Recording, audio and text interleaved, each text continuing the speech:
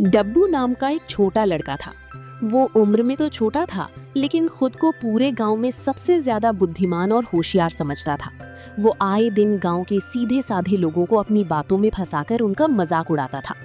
एक दिन सुबह सुबह डब्बू सोकर उठा तो उसे एक नया शरारती विचार आया।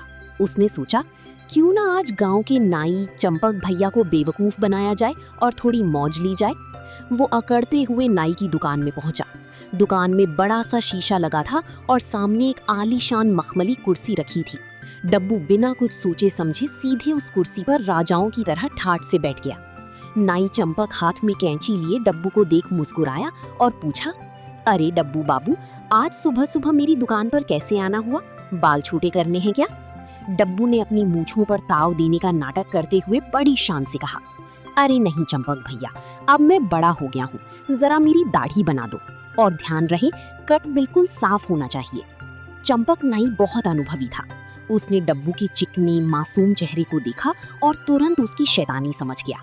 चंपक ने मन ही मन सोचा, बेटा डब्बू, तुम सबको परेशान करते हो, आज तुम्हें ही सही सबक सिखाना पड़ेगा। उसने मुस्कुराकर कहा, हाँ हाँ क्यों नहीं डब्बू सरकार, आपकी सेवा करना तो मेरा सौभाग्य है। ये कहकर नाई ने एक बड़ा सा तौलिया डब्बू के कंधों पर कसकर लपेट दिया ताकि वो हिल डुल ना सके। फिर उसने कटोरी में साबुन का ढेर सारा झाग बनाया और बड़ी प्यार से डब्बू की पूरी चेहरे, गालों और ठुड्डी पर सफेद गाढ़ा झाग लगा दिया। डब्बू मन ही मन खुश हो रहा था कि उसने नाई को बेवकूफ बना दिया। झाग लगाने के बाद नाई चुपचाप अपना उस तरह साइड में रखकर दुकान के दूसरे कोने में चला गया। वो आराम से बैठकर अखबार पढ़ने लगा और चाय की चुस्कियां लेने लगा। पहले 5 मिनट तो डब्बू शान से बैठा रहा, फिर 10 मिनट बीते, फिर 15 मिनट।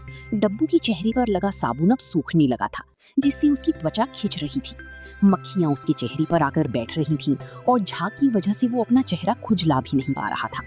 इतनी देर तक चुपचाप बैठना डब्बू जैसे चुलबुले बच्चे के लिए किसी सजा से कम नहीं था। जब डब्बू से और बर्दाश्त नहीं हुआ तो वो नाई पर बुरी तरह चिल्लाया, चंपक भैया, ये क्या मजाक है? तुमने मेरे चेहरे पर ये साबुन थोपकर मुझे इस तरह क्यों बिठा रखा है? आखिर तुम मेरी दाढ़ी कब बनाओगे? ये सुनकर चंपक नाई जोर से हंस पड़ा।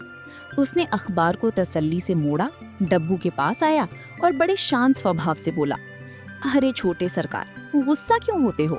मैं तो बस उस तरह हाथ में लिए इस बात का इंतजार कर रहा हूँ कि कब आपके चेहरे पर 2-4 दाढ़ी के बाल उगे और कब मैं उन्हें काटूं। अब जब तक बाल उगेंगे नहीं तब तक तो आपको ऐसे ही बैठना पड़ेगा। ये सुनते ही दुकान में मौजूद दूसरे ग्राहक भी जोर जोर से हंसने लगे। डब्बू का चेहरा शर्म से लाल हो गया। उसे समझ आ गया कि इस बार उसका पाला खुद से भी बड़े उस्ताद से पड़ा है। उसने चुपचाप तौलिए से अपना मुंह साफ किया और वहां से दुम दबाकर भाग खड़ा हुआ। उस दिन के बाद से डब्बू ने किसी का मजाक उड़ाना छोड़ दिया। शिक्षा: जो दूसरों का मजाक उड़ाने की कोशिश करता है वो अक्सर खुद ही मजाक का पात्र बन जाता है।